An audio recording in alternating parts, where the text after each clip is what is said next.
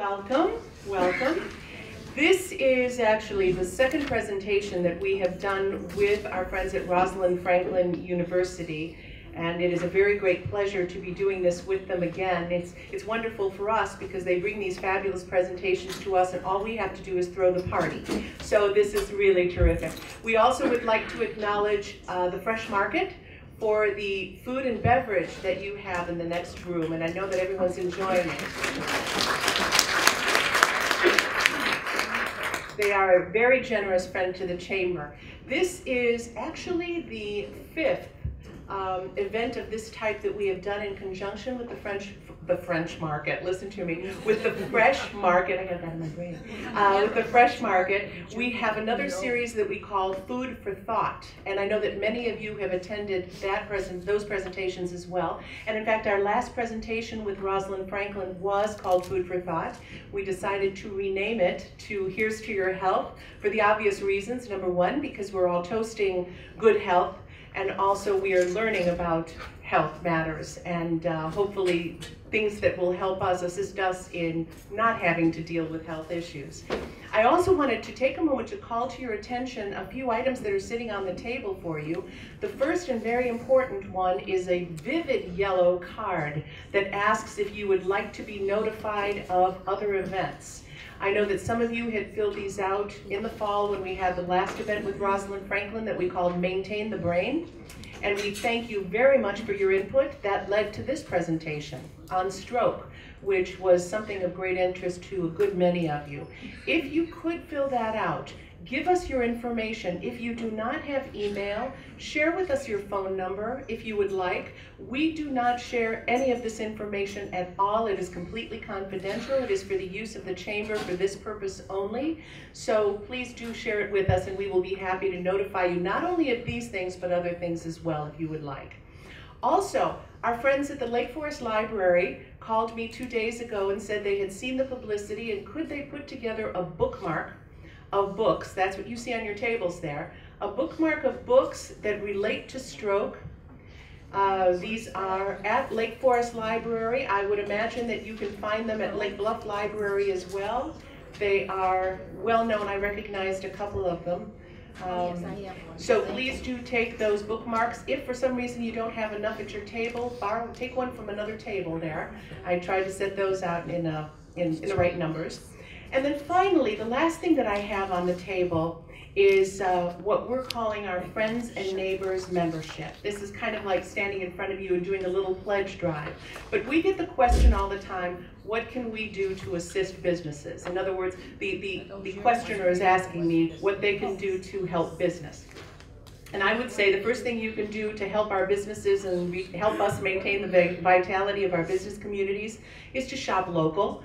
And I know that many of you do, and in this day of internet competition and catalogs and the big boxes, sometimes that doesn't seem like the most efficient thing to do financially, but I would say to you that there is more at stake than the dollars saved on an item. There are also the longevity of our business communities and the health of our businesses, of these independent businesses that we love so much. So what I would tell you is take that form with you. I also took the liberty of assuming you'd be interested and I put some envelopes on the table. This is a membership where we are inviting you, the residents of Lake Forest and Lake Bluff, to join us in supporting businesses by helping the Chamber do what we do. We are a not-for-profit organization. Every cent that we make from the memberships from the businesses that we have, 430 businesses, that money goes directly into our being able to function and the programs that we do for you, the publications. We have our community guides and shopping and dining guides out at the table, but also the events and the promotions that we do, very importantly, to support the local businesses. We do 40 events a year for businesses, networking events, luncheons, educational presentations, and then I would also lump these wonderful presentations in there as well. We do all of these things both for the community and for our businesses, and we do need your assistance.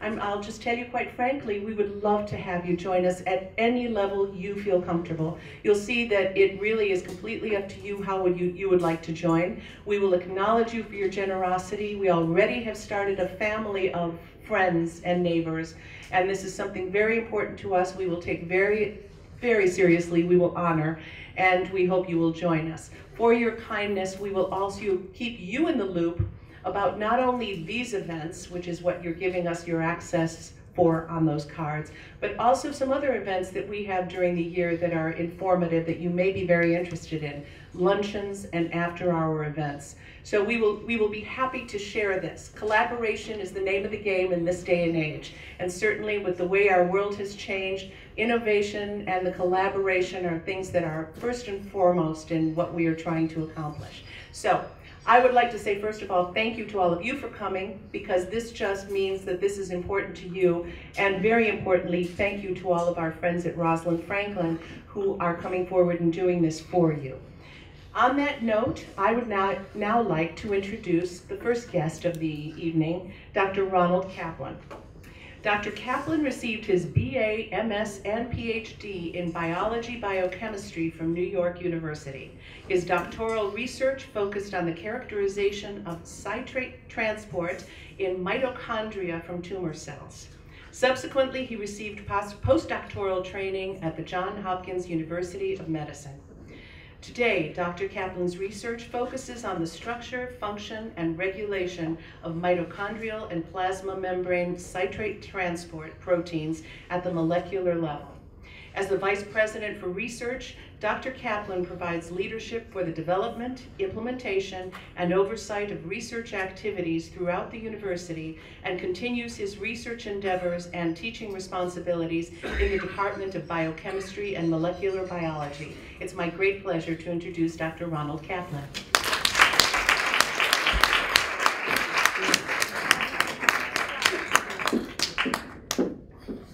Well, hello again. It's good to see everybody. My sole job tonight is to introduce Dr. Welch. Dr. Welch is a neurologist and world-renowned researcher whose career has focused on the structure and function of the brain in cerebrovascular disease, stroke, and migraine. In 2012, the prestigious journal New England Journal of Medicine conducted a survey as to their most significant articles published during their 200-year history.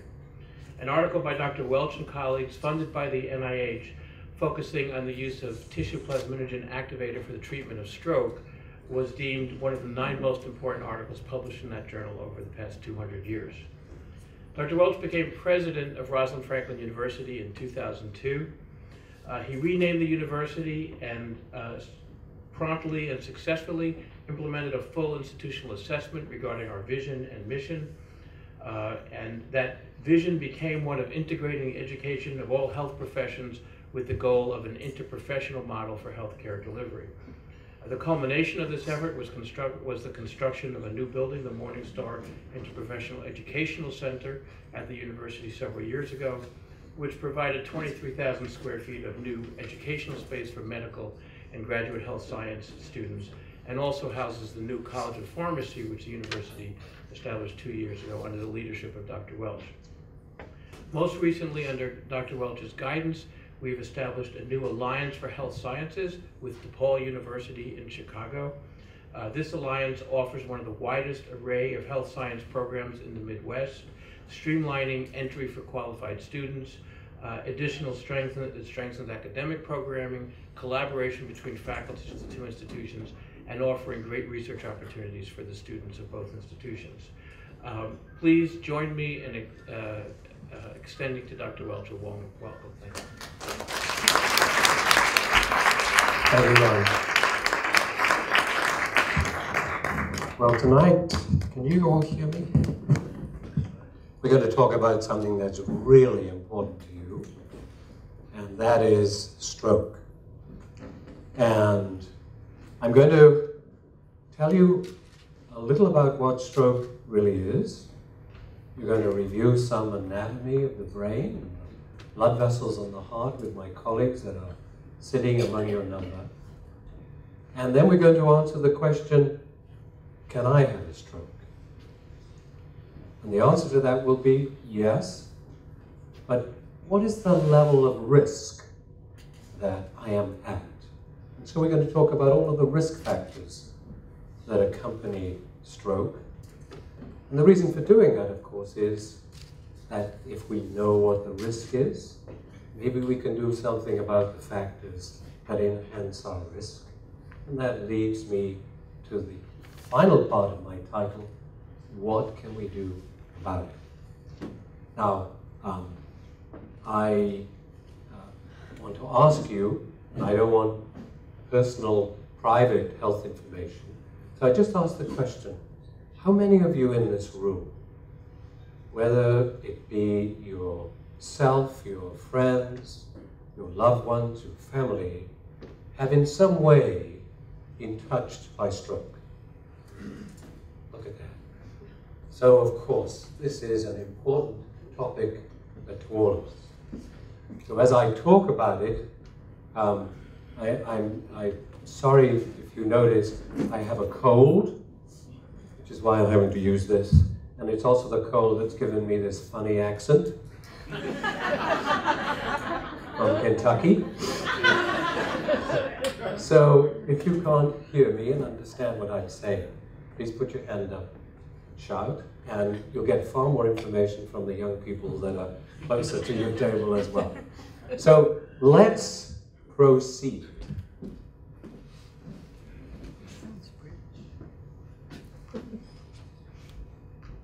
All right, there you are. For those of you at the back that can't see this, this says, halfway through his hearty man breakfast, Dwayne thought he heard some of his smaller arteries slamming shut. That's a stroke. And, don't move. And there might be a reason why Dwayne's arteries are slamming shut. What do you think that might be? Sticky buns and bacon and egg, right? Not the egg so much, but to some extent. So this introduces our topic of what can we do about it and what puts us at risk. So let's go on and talk about those arteries and how they slam shut. And to what extent? You all put your hands up. And this is confirmed by what this data shows us. Over 700,000 new cases of stroke every year. The third commonest cause of death. And 4.4 million stroke survivors in this country who are at increased risk of having another stroke. So this is a very serious topic. And at the end of my talk, I'm going to give you some home messages to take away with you. And if you should encounter this problem, and you can remember some of the things I've said, I bet you'll be saving some brain, which is why it is a great privilege for me to be here talking to you tonight, because together we can fight this serious disease. Now, how much of it is among you? And here is some data from all of our neighboring states. The prevalence, that is, in our community itself, how many percent of us will have stroke? This includes all of our community, children and us old folks, 2.8%. And you see that it is actually much the same throughout all of these neighboring states. If you go south, you encounter what's called the stroke belt. The stroke belt, where the prevalence can be even as much as 5% because of certain behavioral characteristics, sometimes genetic characteristics, diet, many different factors. But you are not living in the stroke belt here, but independent of that, it is a problem. And this shows you that stroke, more in men than in women, increases with age. It is the major risk factor for stroke. the increase with age. It is a factor that we can't do anything about, right? But what I'm going to do is give you some insights into things we can do something about to prevent us having strokes. Men, more than women, and increase with age. So what's a stroke? We have to have a few definitions here. Should I stand the other side, you think? Probably next, is that better? We have to have some definitions, and it's a very easy one for us all to understand. And as I go through this talk, I'm going to be very straight with you. I'm not going to just give you a concept. I'm going to show you actual research and actual data to prove the points we're going to talk about. So a stroke occurs when the blood supply to a part of the brain is suddenly stopped, or else the artery that is taking that blood to the brain bursts. So the first one we call an ischemic stroke. Ischemia means not enough blood. And the second we call a hemorrhagic stroke. Hemorrhage as in blood. What we're going to talk about today, because of the interest of time, and also the fact that it's more prevalent, is ischemic stroke. Now, what are the causes of stroke? Think of 3 P's. Very easy to think of 3 P's. First P is the pump. Now, what's the pump to the heart? Correct. The pump, very important. The next is the passages. What are the passages? The arteries. We're going to talk a lot about arteries. Veins can also be important, but we're going to talk really about the arteries. And then the passengers. What are the passengers? Composites of blood, plasma, which can also clot a little bit, plaque, as it breaks off from the atherosclerosis. You got it. And so the passengers are very important because those are things inside the arterial circulation that have the potential to plug it. Good. You're doing well here. I could probably go home right now. So here you are. Here's a demonstration of an artery with its branches. And this is ischemic stroke. And a thrombus is where the clot occurs in the place it forms. And I'll show you some of that. This actually shows an embolus, which has come from maybe even the heart, and eventually encounters an arterial lumen, which is so narrow that actually that little fragment, the plaque or the constituents of blood, actually block that area. It's like coming up 41, taking off at Deer Path, which is a little narrower, coming through Lake Forest, going towards the post office, and the roads are getting narrower and narrower, and you're in your car, and then you take a left along that little alleyway where the grocer is, the greengrocer, right? The Italian greengrocer, and you get stuck, right? Your car is stuck in that alleyway. That's one way to think about an embolus. Now, we're going to do a little practical anatomy. I have with me tonight 4 colleagues. During the day, they're my students. Tonight, they're my colleagues. And they all are going to go into neurology. And of course, being a neurologist, I'm very proud of them. And what I want them to do is, rather than just show you pictures of arteries and brain and that sort of thing, in the next 7 minutes, when they're sitting at your table, if you can cluster around, they're going to show you the brain and its arteries, and then they're going to show you the heart. So you can just get a visual of what this is all about. I actually volunteered to bring some actual specimens from the anatomy lab, but Joanna said that I would probably have to resuscitate her, and therefore that would interfere with the lecture. So we got your markers. So, Clarabelle, where are you? Good. Rachel? Simon? Erica, where are you? Erica's a neuroscientist, and the other three young women are going to be neurologists. And they're in medical school. Clarabelle's in the Department of Psychology. She's going to be a neuropsychologist. That's very clever in the College of Health Professions. So they're going to go, first of all, and talk to you about this brain, and show you the arteries and the different regions of the brain, and then they're going to show you the heart. They've got 7 minutes, so have at it. So the big important arteries are these big middle cerebral, as you can see. It serves a lot of the brain. The anterior cerebral, a lot of the brain too. And there's some deep arteries here that are kind of thin, but they supply very important structures.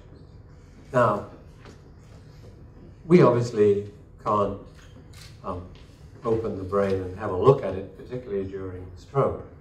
But we have wonderful imaging techniques now, which you're all familiar with. And I'm showing you the MRIs. You may not be familiar with the way to look at it, but just think of yourself like a slice of bread, slicing your brain down from the top, like a slice of a loaf of bread. And I'm looking down at you, right? Here's the space in the brain.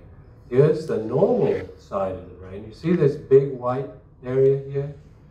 That is the whole area of the middle cerebral artery, which is blocked, which my colleagues have shown you. That's a devastating stroke, okay? And that is usually due to the actual, a gradual blockage and thrombus in the root of the middle cerebral. Now this one is a different kind of image, but it shows you the same region in the middle cerebral, but it's a much smaller stroke, that white spot. And that's because it's a branch of that middle cerebral artery that's blocked. So you've got a smaller area of damage. This tells us that this is an embolus. So remember the two types of ischemic stroke, thrombosis and embolism. Those are the kind of differences that they present. Now why we did all of this was because these are the causes of stroke. The pump. Remember we talked about the pump? And our colleagues have talked to you about how you can have a heart attack as the arterial supply being blocked. If you have a heart attack, then the wall of the artery can actually be damaged, and you can get a little clot on the wall of the ventricle itself. A very important cause of stroke, which is why I wanted to emphasize the heart here, is atrial fibrillation. And what is called lone atrial fibrillation is very common in our community. All of a sudden, this atrium, which is normally going like this, pushing its blood into the ventricle, suddenly starts to do this. It stops contracting. And it's called fibrillation. The muscle is all kind of small parts of the muscle are contracting all at the same time, very irregularly. Which means that what you're dealing with is not a nice contracting pump, but a big bag. And that big bag collects blood, particularly in some of its parts. And that blood can in itself, if it's not moved, cause stasis and thrombosis. And so, if you have lone atrial fibrillation, you may not have a heart attack. You may never know that you've got lone atrial fibrillation until you feel your pulse, but it's irregularly irregular. If that's happening to you, you stand almost a 1 in 2 chance of having a stroke. And that's very important to recognize it, because there are ways of preventing it, which we're going to talk about. That's why I really focused on the heart as a source of embolism. Now, most of you have heard about carotid endarterectomy, or carotid disease, right? And when you go to when you go to your doctor, the doctor will pick up the stethoscope and listen to your neck. And the reason for it is that a common site of atherosclerosis is that carotid artery, right here. Don't mash on it. Because if I mashed on mine, I might have some atheroma in this region. And I could indeed break off a little piece of that atheroma and cause your plaque, which goes there. So don't allow anybody to mash on your carotids, especially at my age, some of your age. And so that's a very important part. And then, of course, atheroma itself in these arteries in the brain that we're going to talk about. So those are the critical issues, all right? Now, we've got to have a few more definitions. And they're definitions that I put before you because you hear these words in everyday parlance, don't you? People talk about arteriolosclerosis, atherosclerosis. Have you heard about that? Is anybody here who hasn't heard about atherosclerosis and atheroma? It's with us. Probably we've eaten our way into atherosclerosis. And it just simply means sclerosis, thickening of the artery. And it is part of another process. Here it is. The thickening of the arteries is arteriolosclerosis, and atherosclerosis is the disease itself. And then atheroma is really all of the fat that gets into the arteries. And I'm going to go into that a little bit, because it's very important. Okay, so in this carotid artery, this is the kind of thing that happens to us over time. We get this smooth atheromatous plaque, this fatty plaque that builds up on the inside of the artery. Probably starts around the age of 8, if not early. And we get them, and they particularly form here, probably because of all of the shear forces of blood. And it deteriorates, and it breaks down. That ulcer breaks down, and then platelets, little blood elements we talked about, stick on it. And then before long, you've got a clot that forms and blocks the artery. It used to be thought that, that certain forms of atheroscleroma just gradually closed off your artery. It's not the case. Artery gradually closes off, but what completes the process is usually a clot on that atheroma. And then, of course, it can break off. And this is kind of what happens. See? Here's the bifurcation of the carotid. And here's the plaque. And you see that bit breaking off? Okay? And it becomes lodged right there. That's your embolus.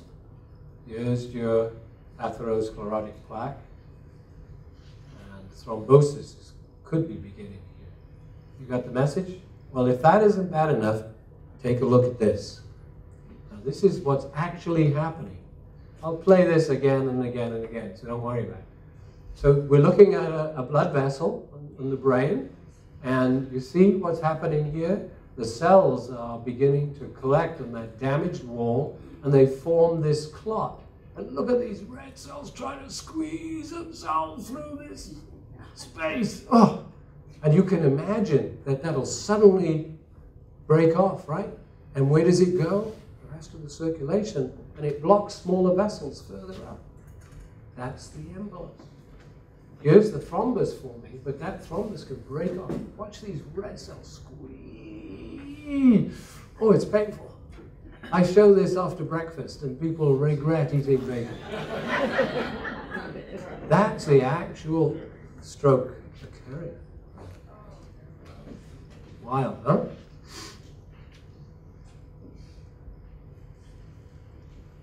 Now, what you might have experienced, or your loved ones may have experienced, is carotid artery disease. Doctor will listen to your neck, and you'll hear a bruit. It'll go, and the next thing, they'll say, let's have an ultrasound, which is a very nice way of being able to say, well, is there really a significant narrowing of the artery?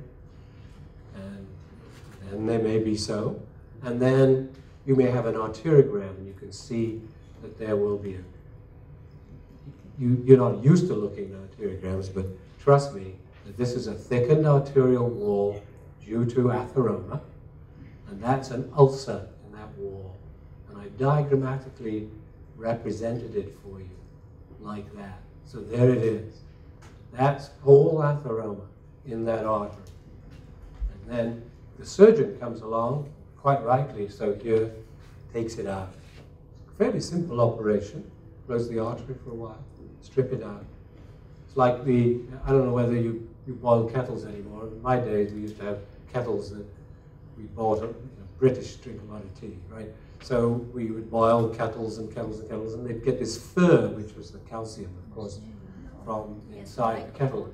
And here is that clot that I showed you before, that red clot on that whole nasty atherosclerotic ulcer. That's what the surgeon takes out for you. And that's an operation that's very valid, well worth doing, because that's going to prevent stroke. And we'll talk about a little bit more about that subsequently. Now, that's the heart and atherosclerosis in the artery. But I have to go one little bit further with small arteries, very small arteries. How many of you have heard about the Kuna stroke? Lacunes. Right. Lacunes. Those are little areas of damage, sometimes no more than 5 or 10 millimeters, very minuscule in the brain. If they occur in that big area of the cortex my colleague showed you, you maybe not even notice it. But if they occur deep in the brain, where all of the important fibers of the brain come together, boy, you can be in trouble. And this shows that some of these arteries are here. This region of the brain here is very important because that's where all of the messages from the cortex go down to the base of the brain and to the rest of the body. And here, that's what they look like with the radiograph. See, they're very thin. And when you have hypertension, because now we're coming to these things that you can't control, when you have hypertension, those little arteries take the brunt of it. They take the brunt of it. And what happens to them is the walls thicken and they block off. And then you get a little stroke. Maybe said mini stroke is a TIA, but you get a little stroke, little area of damage. All of the tissue goes away and it leaves a little lake, hence the Q, a lake of fluid.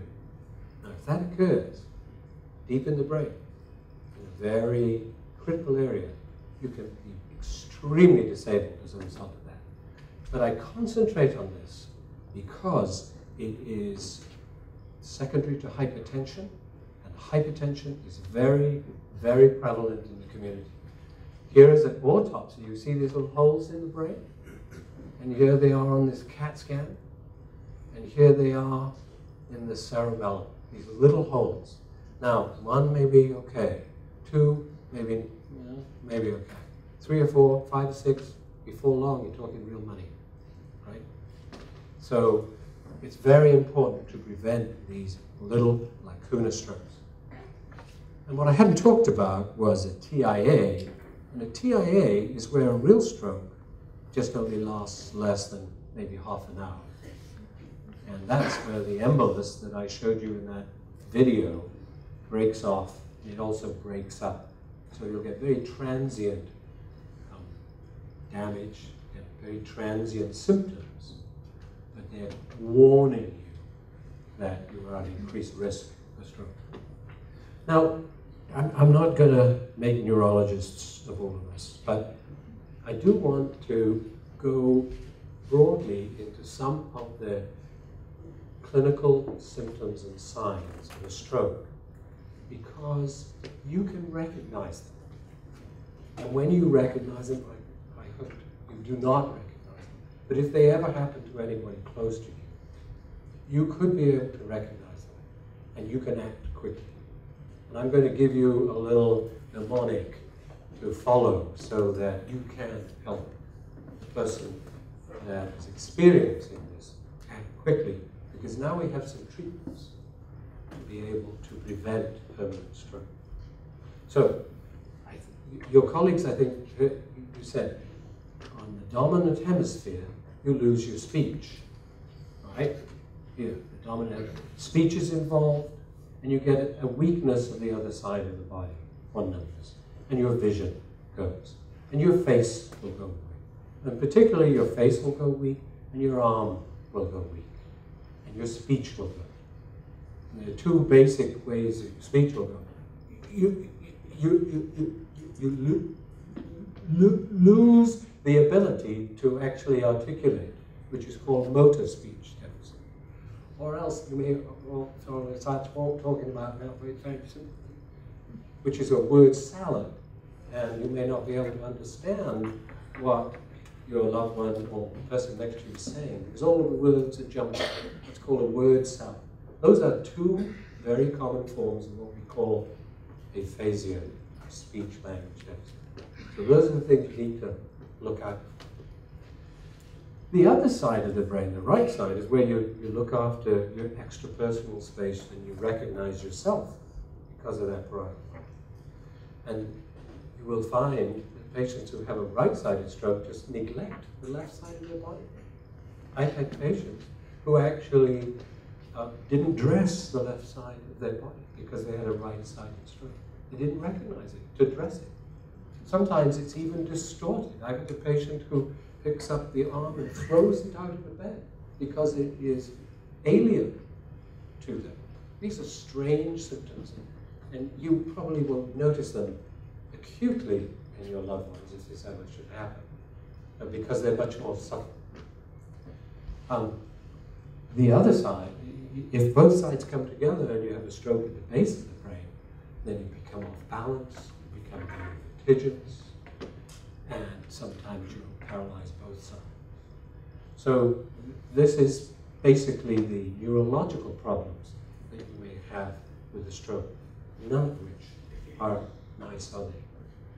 Most of my patients will say to me, if I have a heart attack and I'm taken, that's okay, but I am terrified of the disability of a stroke.